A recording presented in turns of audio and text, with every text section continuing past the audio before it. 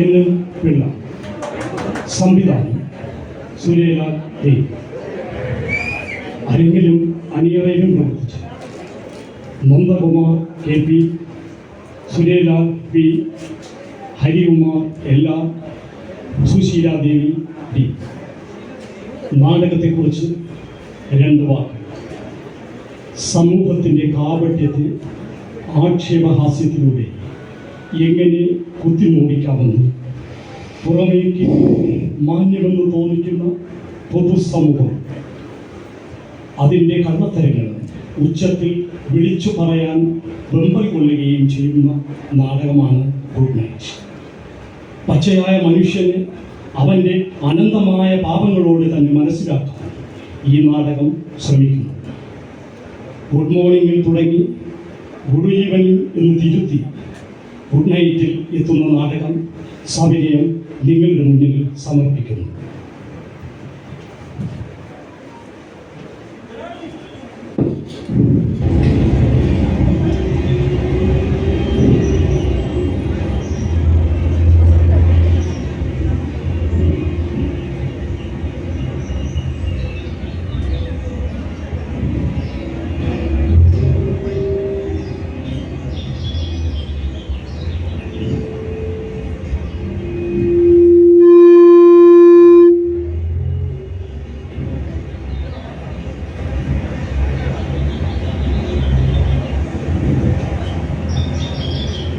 Good morning.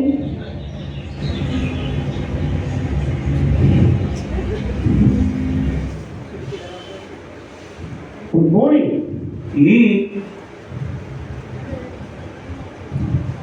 Good morning. നിങ്ങൾ എന്ത് വേണം? അല്പം മര്യാദ. Good morning. ഇത് മോർണിംഗ് അല്ല, ഈവനിംഗ് ആണ്. വലിയ വ്യത്യാസമൊന്നുമില്ല. ഇതൊരു നേരിയ ചവിട്ടുപടിയാണ്. ഇരുളും വെളിച്ചവും കൂടിച്ചേരുന്ന ഇടനായി. ശരി, നിങ്ങളുടെ അഭിപ്രായം മാനിച്ചുകൊണ്ട് തന്നെ പറയാം. Good evening. Good evening. ഞാനിവിടെ ഇരിക്കുന്നതിൽ വിരോധമില്ലല്ലോ. വേറെ എത്രയോ ബെഞ്ചുകളുണ്ട് ഇവിടെ. അവിടെ ഒന്നും നിങ്ങളില്ലല്ലോ. എനിക്ക് ഈ ബെഞ്ചുകളെക്കാൾ ഇഷ്ടപ്പെട്ടത് നിങ്ങളെയാണ്. ഇവിടെ ഇരിക്കാമല്ലോ. അത്ര ഇഷ്ടമല്ല. അത് കഷ്ടമല്ലേ? ഒരു സാധു സഹജീവിയോട് ഇങ്ങനെ പെരുമാറാമോ? നിങ്ങൾ അവിടെ ഇരിക്കുന്നത് എനിക്ക് ഇഷ്ടമല്ല. എനിക്ക് വളരെ ഇഷ്ടമാണ്. നിങ്ങൾ അവിടെ ഇരുന്നാൽ എനിക്ക് വായനയ്ക്ക് തടസ്സമാണ്. ഓഹോ, അതെന്താ? ഏകാഗ്രത നഷ്ടപ്പെടും. എന്ത് ബുക്കാ വായിക്കുന്നത്? പറഞ്ഞാലും മനസ്സിലാവും. പറഞ്ഞു നോക്ക്. Geetanjali. Nonsense. utter nonsense. What do you mean? Exactly the same. utter nonsense. പല ഈസോ ഫാബിൾസോ പഞ്ചതന്ത്ര കഥകളോ വായിക്കും. വലിയ വലിയ തത്വങ്ങൾ വളരെ ലളിതമായി ചെറിയ കഥകളിലൂടെ അവതരിപ്പിക്കുന്നു.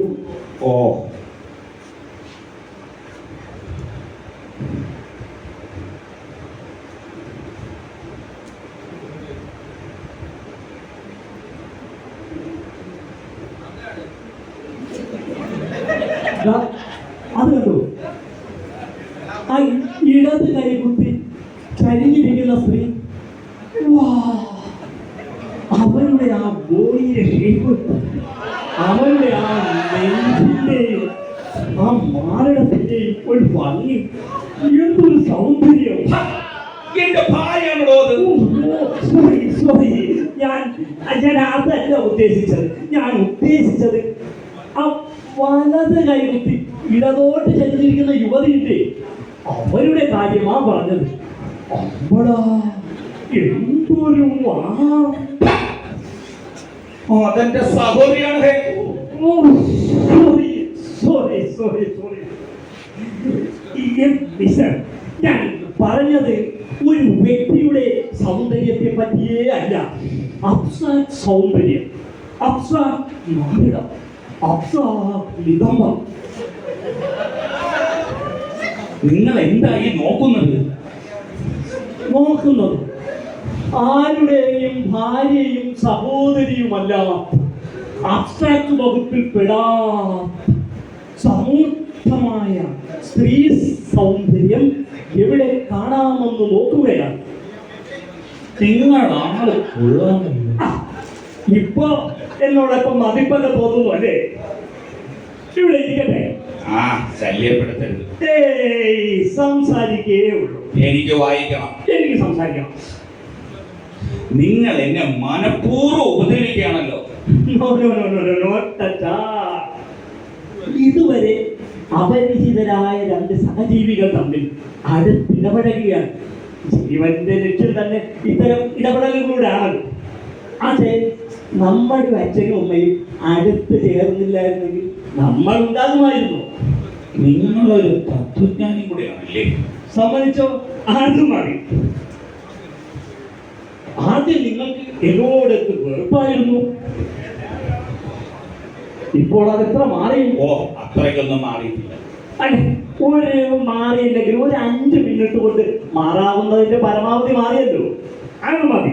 ഇനിയും മാറും. First impression is the worst impression. നിങ്ങൾ വായിക്കാൻ സമ്മതിക്കത്തില്ല. വായിക്കാൻ സമ്മതിക്കാതെ ഞാനൊന്നുമല്ല. അതാണ് ഇരുട്ടായി. സന്ധ്യ, നിങ്ങളെ ഈ ഇരുട്ടത്ത് വായിക്കുന്നത് നിങ്ങളുടെ കണ്ണിന് ദോഷമാണ്. ഓ, എന്റെ ആരോഗ്യത്തെ പറ്റി വലിയ ശ്രദ്ധയാണ്. സംശയമുണ്ടോ?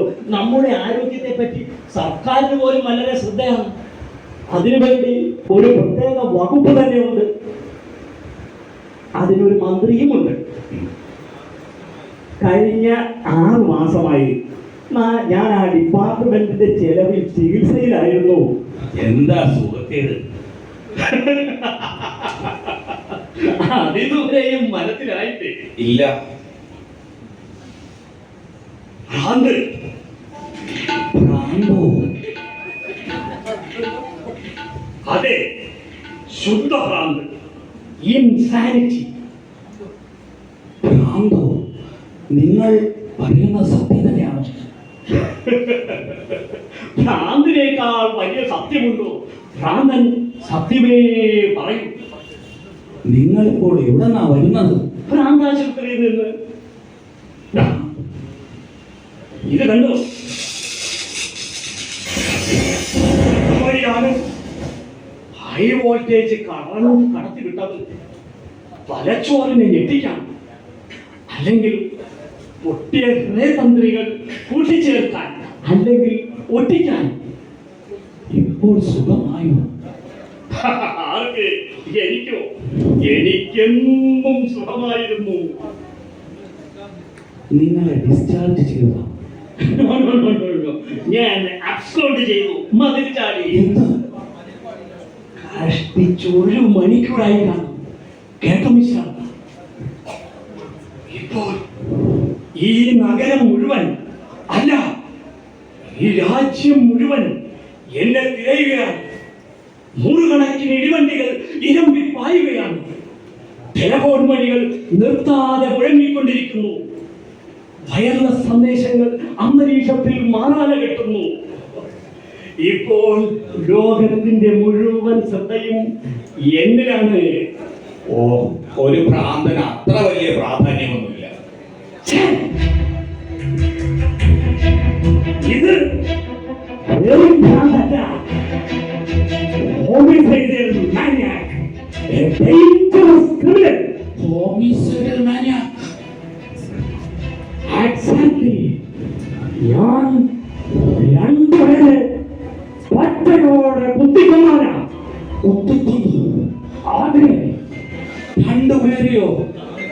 അതെ, ഓരോ കുത്തിയും തീർത്തു. അയ്യോ. കൊന്നതിന് ശേഷം പിന്നെയും കുത്തി. കുത്തി. കുത്തിയതിന് ശേഷം കഷ്ടം. എങ്കിൽ പിന്നെ ശവം പോസ്റ്റ്മോർട്ടം നടത്തിയത് അതിലും വലിയ കഷ്ടമല്ലേ? ദഹിപ്പിച്ചതോ മഹാകഷ്ടം.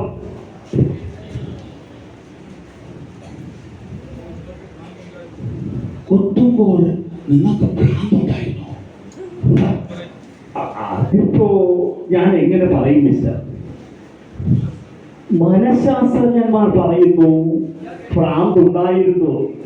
പീനക്കോട് പറയുന്നു ഭ്രാന്തല്ല, കൊലപാതകമാണ്. അതായത് സെക്ഷൻ 302. അങ്ങനെ 2 അഭിപ്രായമുണ്ട്. എന്നിട്ട് തൂക്കാൻ വിധിച്ചു. തൂക്കാൻ വെച്ചു. അതെ, എന്നിട്ട് തൂക്കിയില്ലേ? തൂക്കിയിരുന്നെങ്കിൽ ഞാനിപ്പോ ഇവിടെ കാണുമോ സർ? ഇപ്പോ നിങ്ങൾക്കും അനുസരിച്ച് ഭ്രാന്തുണ്ട് അല്ലേ? സമയം വളരെയേറെയായി. ഏയ്, നമ്മൾ പരിചയപ്പെട്ടിട്ട് 5 മിനിറ്റ് പോലും ആയിട്ടില്ല. അല്ല, എനിക്ക് പോകാൻ ധൃതിയുണ്ട്. എന്റെ കഥ മുഴുവൻ കേട്ടില്ല. ഓ, എനിക്ക് കേൾക്കണമെന്നില്ല. എനിക്ക് നിങ്ങളെ കേൾപ്പിക്കണമെന്നുണ്ട്. ആ കയറി തൂങ്ങുന്നതിന് മുമ്പ് എന്റെ കഥ ആരോടെങ്കിലും പൂർണ്ണമായി ഒന്ന് പറയണം. ആ സ്ത്രീകൾ അവിടെ ഇരുന്ന് വിഷമിക്കുകയാണ്. ഏയ്, അവരവിടെ ഇരിക്കുകയല്ലോ, ഒരു കൈയും കുത്തി കിടക്കുകയല്ലേ. പിന്നെ ഈ സ്ത്രീകളുടെ വിഷമത്തിൽ എനിക്ക് യാതൊരു പരിഗണനയുമില്ല. ഒരു സ്ത്രീയാണ് ഇതിനെല്ലാം കാരണക്കാരി. സ്ത്രീയോ? അതെ, ഇവിടെ എനിക്ക് ഞാൻ വളരെ വിശദമായി പറയാം. Very interesting. വേണ്ട, ഞാനിവിടെ നിന്നോളാം. ഏയ്, ശരിയാവില്ല, ഇരുന്ന് കേൾക്കണം. വേഗം വേണം. ഭയമുണ്ട് അല്ലേ? ഭയമൊന്നുമില്ല. ഉണ്ട്, നല്ലതുപോലെ ഉണ്ട്. സാരമില്ല, ഭയം ഒരു കുറവല്ല. മനുഷ്യനിലെ പരിശുദ്ധവും പരിപാവനവുമായ വികാരം ഭയമാണ്. സർവശക്തനായ ഭയം. നിങ്ങൾ പറയുന്നത് കേട്ടാൽ ഭ്രാന്തിന്റെ ഒരു ലക്ഷണവുമില്ലല്ലോ. അതാണ് യഥാർത്ഥ ഭ്രാന്ത്. ഭാവത്തിൻ പരമോടിയിൽ പരമഭാവത്തിൻ സ്വഭാവം വരാം. നിങ്ങളൊരു കവിയും കൂടെയാണ്. ഇത് ഞാൻ എഴുതിയതല്ല, പല്ലനയാറ്റിൽ മുങ്ങി മരിച്ച കുമാരനാശാന്റേതാണ്.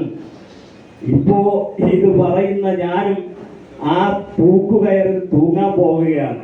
അങ്ങനെ രണ്ടറ്റത്തും രണ്ടവമൃത്യുവും നടുക്കൊരു കവിതയും. എന്നിട്ടും നിങ്ങൾ ഇതുവരെ കഥ പറഞ്ഞില്ലല്ലോ. ഓ, അത് ഞാനങ്ങ് മറന്നു. അങ്ങനെ എന്നെ തൂക്കാൻ വിളിച്ചു. 2 പേരെ കൊന്നതിന് 1 കൊല്ലം മുമ്പ്. പിന്നെന്താ തൂക്കാത്തത്? സമയമായില്ല. 1 കൊല്ലം കഴിഞ്ഞിട്ടു? അല്ല, 1.5 കൊല്ലത്തെ തൂക്കി അല്ല, കഠിനതടവിന് ശേഷമാണല്ലോ തൂക്ക്. 2 ശിക്ഷയും കൂടെ 2 ശിക്ഷയാണോ? അതെ, കുറ്റം 2 വരെയായിട്ടാണല്ലോ. കൊല്ലണമെന്ന മോശ വിചാരത്തോടെ മാരകായുധം കൊണ്ടു നടന്നു എന്നതാണ് 1ാമത്തെ കുറ്റം.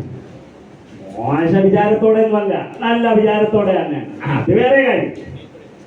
പിന്നെ കരുതിക്കൂട്ടി 2 പേരെ മൃഗീയമായി കൊലപ്പെടുത്തി എന്നതാണ് 2ാമത്തെ കുറ്റം. അങ്ങനെ ആദ്യത്തേതിന് 1.5 വർഷത്തെ തടവും അതിനുശേഷം മരണം വരെ തൂക്കും. 2 ഒരുമിച്ചാണോ? ഏയ്, അങ്ങനെ വെറുതെ അങ്ങ് അനുഭവിച്ചാൽ പോരല്ലോ. തടവ് ശിക്ഷയ്ക്ക് ശേഷം തൂക്കും. മറിച്ചായിരുന്നു നല്ലത്. പക്ഷേ ബുദ്ധിയില്ല. പക്ഷേ അവസാനത്തെ ശിക്ഷ ഇനി എന്നായിരിക്കും? അതിന് ഞാൻ തീരുമാനിക്കും, എന്നെ പിടിക്കുന്നത്. നിങ്ങൾ എങ്ങനെ ഭ്രാന്താശുപത്രിയിലെത്തി?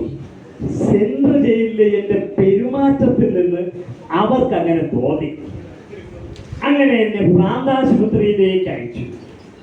അതായത് സ്വബുദ്ധി വീണ്ടെടുത്ത് മരിക്കുകയാണെന്ന ഉത്തമ ബോധ്യത്തോടെ മരണത്തിന്റെ എല്ലാ മാതക ഭാവങ്ങളും ആസ്വദിച്ചുകൊണ്ട് വേണം മരിക്കാനെന്നാണ് നമ്മുടെ നിയമം അനുശാസിക്കുന്നത്.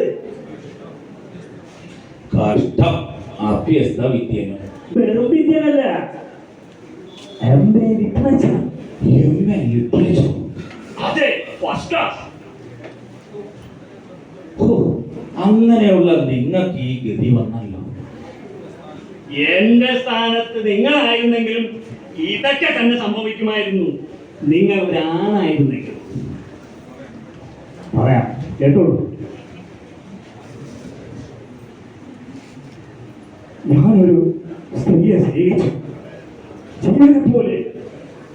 എല്ലാ സ്നേഹവും അങ്ങനെയാണല്ലോ ജീവനെ പോലെ. നിങ്ങൾ ജീവനെ പോലെ ആരോടെങ്കിലും സ്നേഹിച്ചിട്ടുണ്ടോ? ദോ ആ ഇരിക്കുന്നത് എന്റെ ഭാര്യയാണ്. അതല്ല ഞാൻ ചോദിച്ചത്. സ്നേഹിച്ചത് ജീവനെ പോലെ അല്ലേ എന്നാണ്. തീർച്ചയായും. You are intercontinental imperial Indian. I am sorry. പേടിക്കണ്ട. എനിക്ക് ഈ പറയുമ്പോൾ മനുഷ്യന്റെ സ്നേഹത്തെ കുറിച്ച് പറയുമ്പോൾ എന്റെ ശരീരമാസകലം വിറച്ചു വരും. Alright. എന്നിട്ടും ഞാൻ അവളെ സ്നേഹിച്ചു ജീവനെ പോലെ. എന്റെ എല്ലാം അവൾക്ക് വേണ്ടി സമർപ്പിച്ചു. എല്ലാം നോൺസെൻസ്. അങ്ങനെ എല്ലാമൊന്നുമില്ല. പക്ഷെ എനിക്ക് അങ്ങനെ തോന്നിയാണ് എല്ലാം. അങ്ങനെ അവൾ എന്റെ ആയി, ഞാൻ അവളുടെ. നിങ്ങൾ വിവാഹം കഴിച്ചായിരുന്നോ? കഴിച്ചു. അതാണ് എന്റെ ജീവിതത്തിലെ ഏറ്റവും വലിയ ട്രാജഡി. ഞങ്ങൾ വിവാഹിതരായി. അതോടെ ഞങ്ങളുടെ പ്രേമവും അവസാനിച്ചു. അതെങ്ങനെ? വിവാഹത്തോടെ തന്നെ ഈ സ്നേഹത്തിന്റെ സൗന്ദര്യം എന്ന് പറയുന്നത് അതിന്റെ അനിശ്ചിതത്വത്തിലാണ്. വിവാഹ മണ്ഡപം സ്നേഹത്തിന്റെ ശവകുടീരമാണ്. കെട്ടുവാരിയില പ്രേമം കെട്ടിത്തൂക്കി ചാടുന്നേ. ഞാൻ വിശ്വസിക്കുന്നില്ല. വേണ്ട, വിശ്വസിക്കണ്ട. നിങ്ങൾ അനുഭവിച്ചറിഞ്ഞാൽ മതി. എന്നിട്ട് വിവാഹത്തിന്റെ പിറ്റേ നാൾ മുതൽ അവളുടെ തനി സ്വരൂപം ഞാൻ കണ്ടു തുടങ്ങി. അവൾക്ക് എന്നെ കൂടാതെ വേറെ 2 പ്രേമവാചകങ്ങൾ കൂടി ഉണ്ടായിരുന്നു. ഞാൻ സഹിക്കുമോ സർ? ഇല്ല, ഒരിക്കലും ഇല്ല. നിങ്ങളുടെ ഭാര്യയ്ക്ക് മറ്റൊരു കാമുകനുണ്ടെന്നറിഞ്ഞാൽ നിങ്ങൾ സഹിക്കുമോ? ഇല്ല. എന്നിട്ട് ഞാൻ സഹിച്ചു. എന്റെ ഭാര്യയ്ക്ക് 2 കാമുകന്മാരാണ് ഉണ്ടായത്. ഞാൻ സഹിച്ചു 6 മാസം വരെ. അവസാനം ഒരു ദിവസം രാത്രി ഞാൻ പെട്ടെന്ന് കയറി ചെന്നു.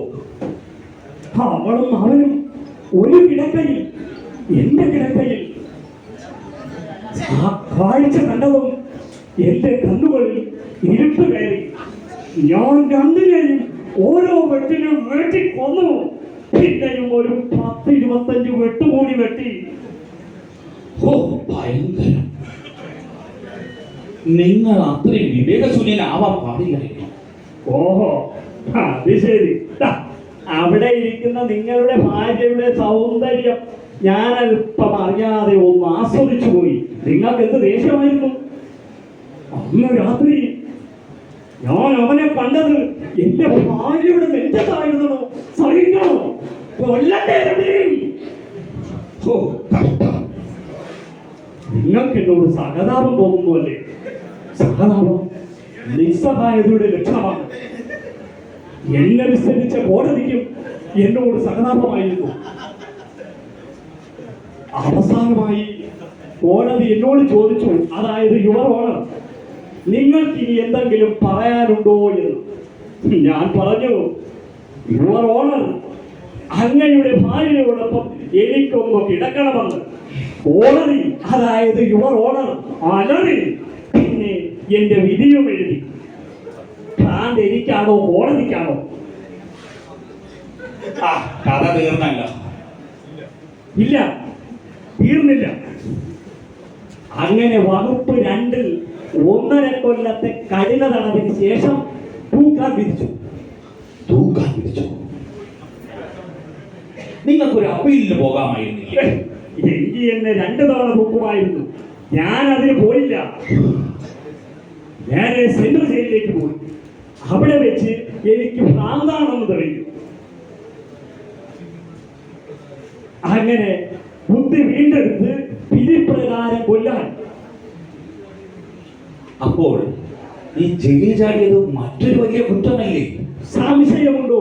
വലിയ കുറ്റമാണ്. പക്ഷേ ഇപ്പോൾ ജയിൽ ചാടിയത് ഒരു ഉദ്ദേശമുണ്ട്. അവൾക്ക് ഒരു കാമുകനല്ല, 2 കാമുകന്മാരുണ്ടെന്ന് ഞാൻ പറഞ്ഞില്ലേ. ആ 2ാമത്തവരെ കൂടി ഇനി കൊന്നിട്ട് ഞാൻ ജയിലിൽ ചെന്ന് പിടികൊടുത്തു. It is my life mission, my ambition. അയ്യോ, ഇനി ഞാൻ എത്ര കൊന്നാലും ഒരു നോക്കേ ഉണ്ടാകൂ. ഞാനവനെ കൊല്ലും. ഇത് കണ്ട, ഞാനവനെ തിരഞ്ഞു പിടിച്ച് ഒറ്റ കുതിന് കുത്തും. അയ്യോ, അയാൾ അവിടെ എവിടെ ഉണ്ടെന്ന് നിങ്ങൾക്കറിയാമോ? അവിടെയാണ് അല്പ സംശയം. അയാളെ ഞാൻ ഒരു തവണ മാത്രമേ കണ്ടിട്ടുള്ളൂ.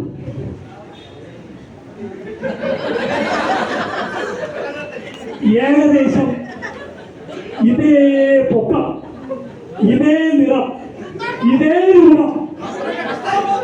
നിങ്ങൾക്ക് എത്ര വയസ്സായി? 38. എക്സാക്ട്ലി. അയ്യാക്ക് 38 കാണും.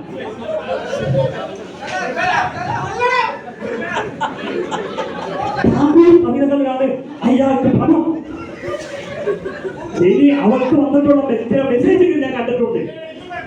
അതില് ഞാൻ ആ ടാഗോറിന്റെ ഉദ്ധരണികൾ കേട്ടിട്ടുണ്ട്, കണ്ടിട്ടുണ്ട്. ബുദ്ധിയുള്ള പലരും ടാഗോർ കവിതകൾ വായിക്കും. ബുദ്ധിയുള്ള പലരും വായിക്കുമായിരിക്കും, പക്ഷേ ഒരാകൃതിയുള്ളവരോ?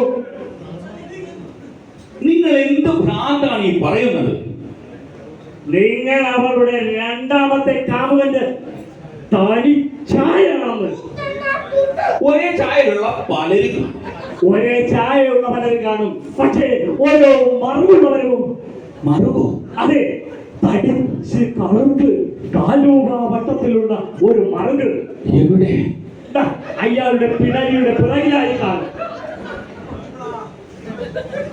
ഞാനൊന്ന് നോക്കട്ടെ. എന്ത് ഭ്രാന്താണ് നിങ്ങൾ കാണിക്കുന്നത്? അപ്പ മറുകൊണ്ട് അല്ലേ?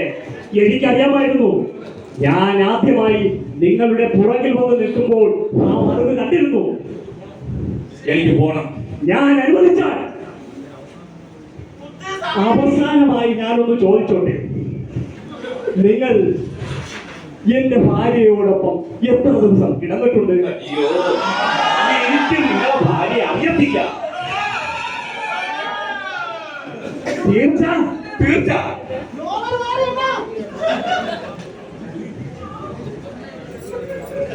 സ്വന്തം കഴുത്തിനെ മറുകു മറയ്ക്കുന്ന നിങ്ങൾ മനസ്സിലെ കുഴികൾ തെളിക്കുമോ? ഞാൻ പറഞ്ഞത് സത്യമാണ്.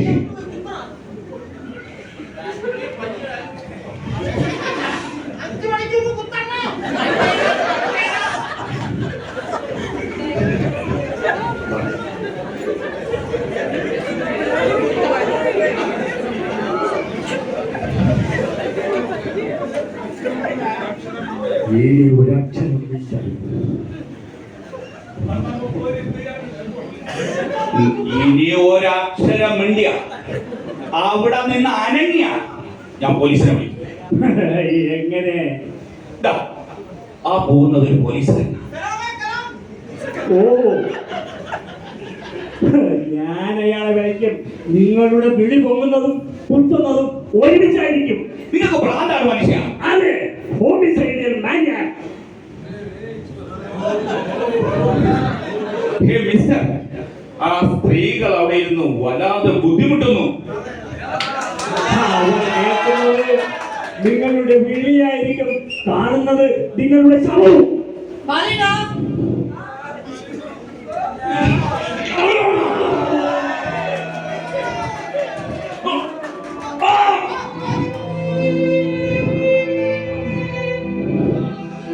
നമ്മൾ രണ്ടാളും വിജയിച്ചു, അല്ലെങ്കിൽ പരാജയപ്പെട്ടു.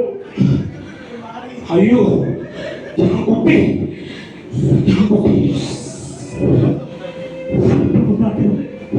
ആരെങ്കിലും കേട്ടോ?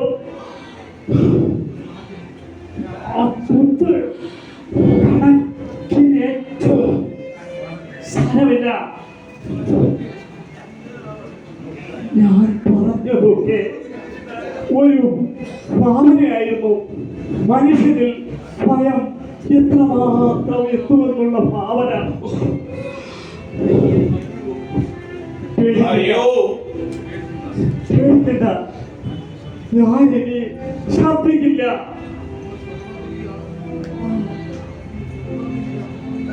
നിങ്ങൾ കൊലപാതകയായിരുന്നു. ഞാനൊരു ഈച്ചയെ പോലും കൊന്നിട്ടില്ല. നിങ്ങൾക്ക് ഭ്രാന്തുണ്ടായിരുന്നു. അതിപ്പോ ഞാൻ എങ്ങനെ പറയും? ഞാൻ പോവാ. എനിക്ക് ആ ശരീരത്ത് രക്തക്കറ തെളിച്ചിട്ടുണ്ടോ എന്ന് നോക്ക്. ഇല്ല ഇല്ല. നന്നായി. ഇനി ആ കത്തി എന്റെ കയ്യിൽ പിടിപ്പിക്കൂ. ഞാൻ രക്ഷപ്പെടില്ല. പിന്നെ അവരെന്റെ മരണമൊഴി എടുക്കും. ഞാൻ അറിയാതെ പറഞ്ഞു പോയാലോ സത്യം. പിന്നെ മരണത്തിന്റെ മുഖത്ത് നോക്കുന്ന മനുഷ്യൻ സത്യമേ പറയൂ. വേണ്ട, നിങ്ങൾ ആ കത്തി എന്റെ കയ്യിൽ പിടിപ്പിക്കൂ.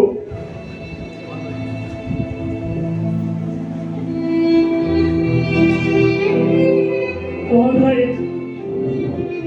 Good night, brother. Good night.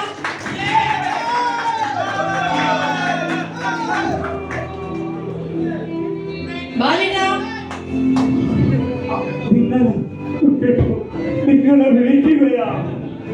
അതേ വിളി എന്നെയും വിളിക്കുക. ഭരണത്തിലെ എത്ര പേരും പാലിട്ടാർന്ന. ഓ